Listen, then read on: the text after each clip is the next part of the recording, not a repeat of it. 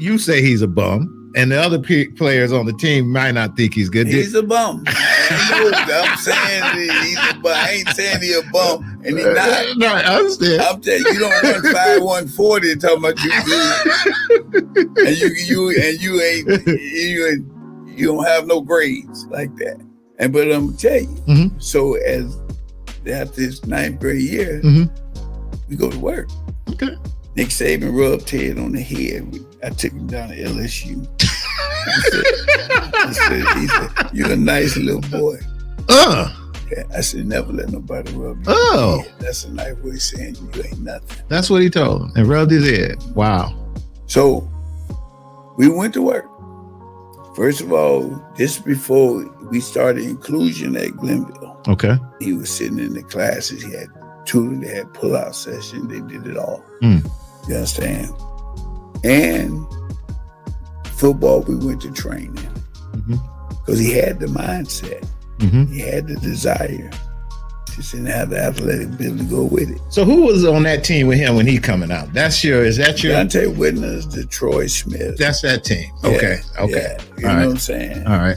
Pierre Woods was. I remember Pierre was a senior. Okay. Pierre was a freshman. Okay. But what it done for me, I got into those parts, the educational side and the coaching side, the training side, went to work.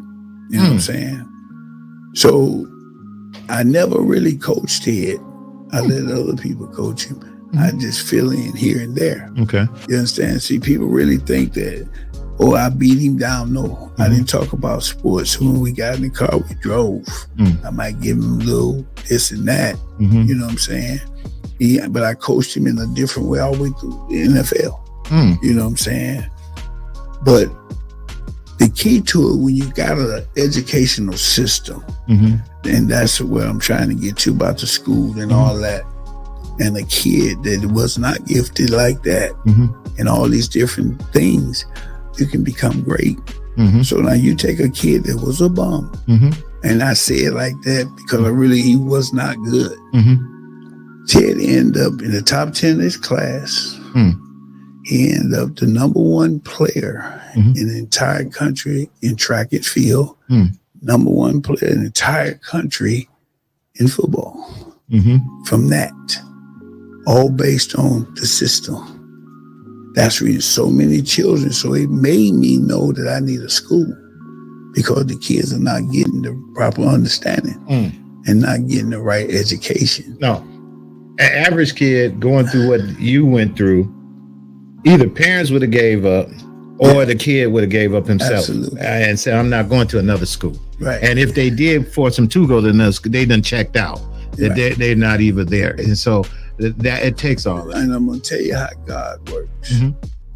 When he went to Ohio State, I went and talked to the AD. Andy Geiger, what parent? Patrice said, I said, man, I got to talk to this dude. I took the paper of the wine and road. That's if you go find it's a plain dealer. I said, he already been punished. If you can accommodate him in the classroom, he'll do what he need to do on Saturday afternoons. And the guy didn't want no inner city kids on the team. I'm just giving you this. So why did they recruit him then? Because of Jim Tressel. How did they start recruiting a lot of inner city kids? Because I tried to get Pierre, they wouldn't take you. Right. It's a story. And you used to do the 2-for-1 too, didn't you? Absolutely. Yeah, you started that one. I remember that was going through the football, and they was like, he said,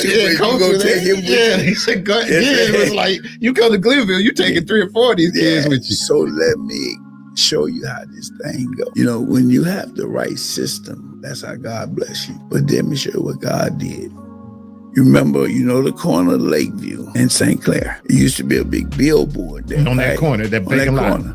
Now, it was a big billboard like this with Ted on it. The Ohio State uniform said, stay in school. Now, check this out. Right across the street from you already know what I'm going to say. Go ahead. All right. And it's facing the St. Aloysius right here. the coaches made me play Ted as a sophomore, but I still thought he wasn't ready. I think after he worked so hard, and then I started seeing the numbers in track and field, his sophomore year, I said, ooh. You know what I'm saying? Because he still wasn't a physical kid. Okay. I say, I got it. It's the training, it's the nutrition, it's the rest, it's the sleep, it's the mindset. Knew it by his sophomore year. When did you think you knew he was going to the league? Well, I never thought about that till probably after his sophomore year. Really? Yeah. Then you say he can actually go to the league. Yeah, well, numbers and stuff. Numbers at Ohio State was killing him. Yeah. And so once did he get through the draft? Did you guys go to New York and all of that, or how did that go? No? Ted, you remember Ted got hurt in the national championship. Okay, that's right. And because he didn't work out for nobody.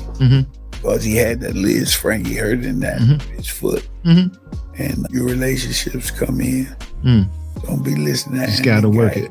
Don't be listening to what's his name?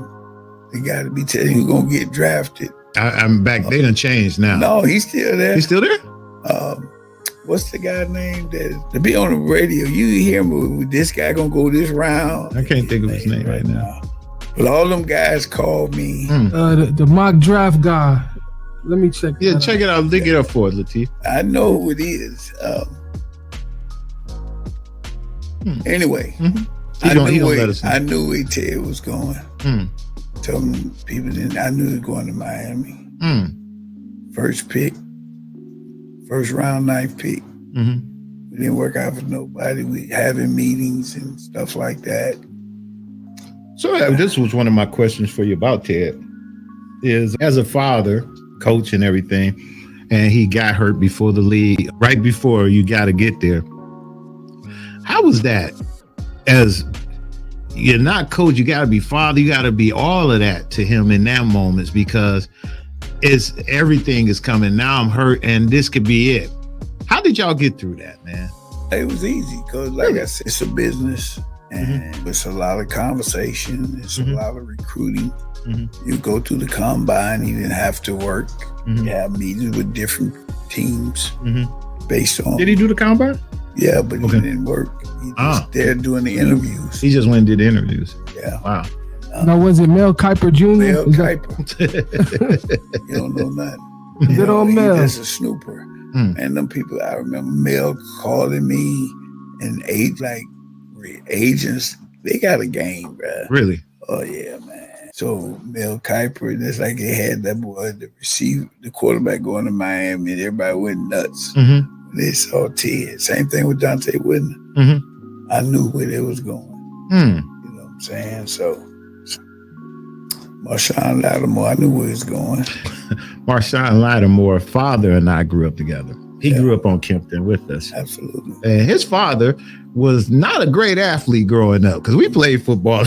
His father was a little younger than us. But his father was, and when his son came, I was like, man, he got all the talent, because his dad was struggling as a kid playing all these sports. Marshawn bad boy. Yeah. So that's cool. So so you said it wasn't that difficult right then, because you guys were ready for all of that, and you pretty much had that all under control. We got all. Get into this one. I had another question. Let's talk about this cancer that you went through, and you had pancreatic cancer.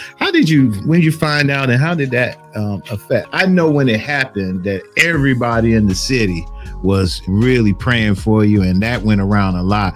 And people said that you were down and you were sick for a while, not knowing if you were going to come back and coach or any of that stuff. Live. Actually, people, they're like, is he coming back to coach? But like you said, I'm fighting for my life.